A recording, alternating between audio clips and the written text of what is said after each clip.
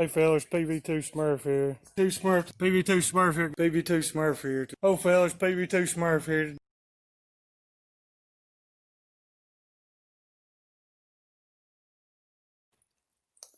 Still draining. Better grab you some coffee, something while you wait.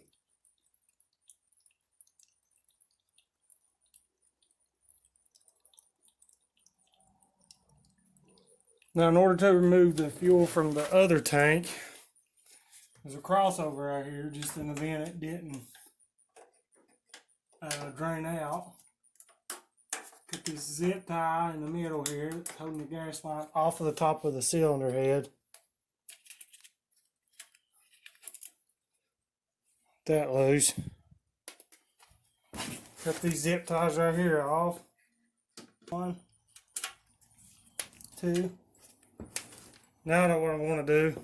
Is pull this line right here loose, and I'm going to hang it down by this funnel. Sounds pretty self-explanatory, but for those of you who are unsure.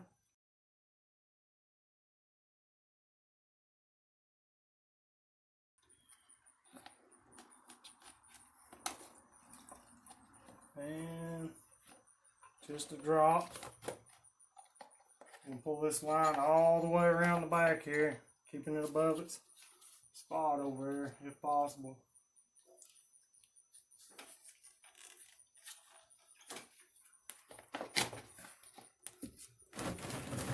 Down here just like that. Let it drain out. That's how you do that side. Now while the gas is draining, this was a separate piece that I'd purchased. Yours may not have this. And basically, the issue I had with the previous one is it would build up back pressure and it would blow the carburetor off of the intake. And so I bought this bracket, and that keeps the carburetor, because it mounts into the top of the jugs or whatever the cylinders here. And I bought this bracket, and this bracket mounts here, and it runs from up and over here, as you can see, and then the tube runs down, so that way air goes down. Now you can run this back in your breather, but I was told by a motorcycle technician years ago, I said, would I want to run that in my breather? And he said, how would you feel if you had a nose run from your hind end to your mouth? I said, good call. So I run mine down. Either which way I remove these bolts. And I'm going to remove this bracket. Those bolts for mine are 13/16. And all I'm going to do is just twist these right here like this, and twist this one. To do that, there's a washer. So it's bolt, washer, bracket. So I do that, it's going to come off just like this. I'll pull this hose up and out of the way. So removing these throttle cables right here. It's a bolt that goes on the top of this carburetor hat. It's 4-way, take it loose. And then there's a bolt, it's right here on the side of the carburetor right here. You can't reach it with a screwdriver because probably strip it out. So what I done was got me a pair of vice grips, a small pair, and just got it started, and then it come right out. And that allowed me to bend it just enough to pull this wiring outside of this housing right here on the top. Right here. Just enough. And it let me pull it off. So let me pull the cable outside of this. See, this bracket sticks up here. This cable right here actually sits down in that bracket. So this cable right here is routed. The one on the front side is routed to the right side. I'm sorry, the frontmost side of the throttle cable, pull cable. And then the other one is the push cable. It's mounted in towards the back. That's how you remove those. Now that I got those throttle cables over and out of the way, they're not sitting on top of my cylinder head anymore. This bracket back on. This bracket looks a little crusty, so we're going to clean it up first. And then basically what happens is, this piece that sits right here in the middle, see the hole in it?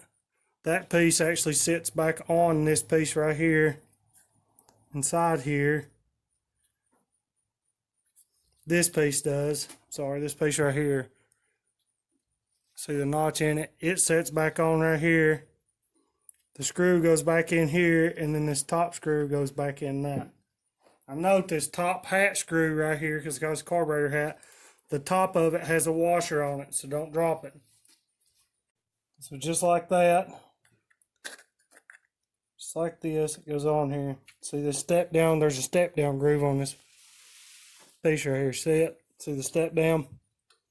It'll only fit on there one way. Once it gets on there, it'll wiggle right up and into place. Wiggles up and into place. And guess what? You know, it only goes in one spot. So get that on there.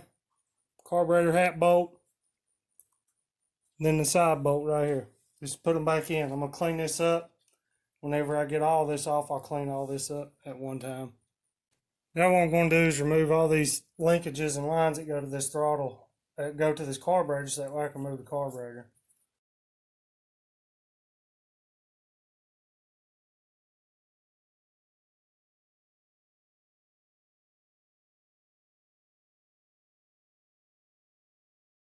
Break it loose and don't squeeze too hard, because this is a plastic valve. It's located right here. Sure won't take a chance of cracking it. There's that line loose.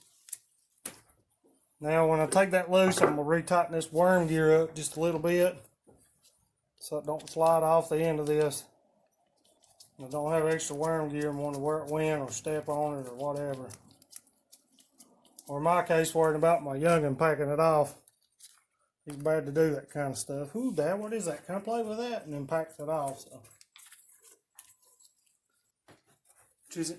So at the top right here, located on the back side, this hat here, this line right here goes to the choke. I had to replace the carburetor before because the choke spring or whatever inside it wouldn't let me keep it out.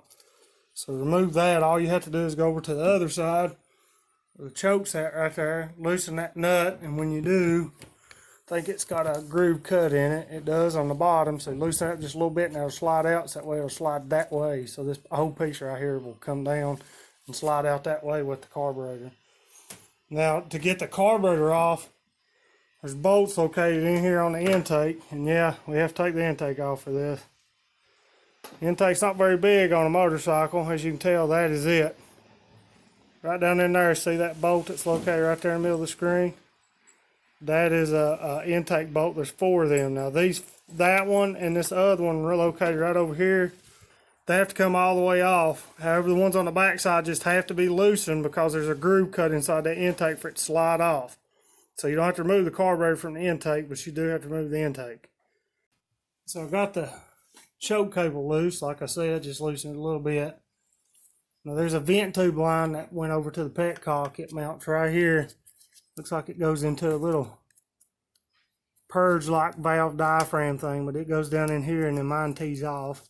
One tee's stopped up, the other one goes into right here into this. So unless you want to remove this doodad here, I'd leave it on there. This thing right here out of the way. Now we got enough room we can get to our intake bolts to take them off. See the intake bolt right there's one.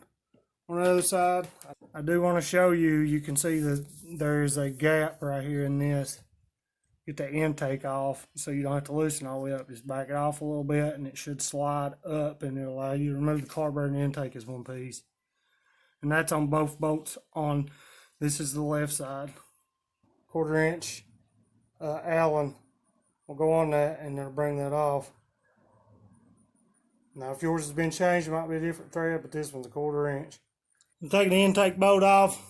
1/4 inch one snap. This is exactly why you buy good tools and not tools. Whew. Thank God these lifetime warranty be taking this back. Hey fellas, I want to appreciate you for tuning in on the video. If I have anything that I missed, could have done a little bit better or whatever, let me know in the comment section below. As always guys, remember, your rig, your call.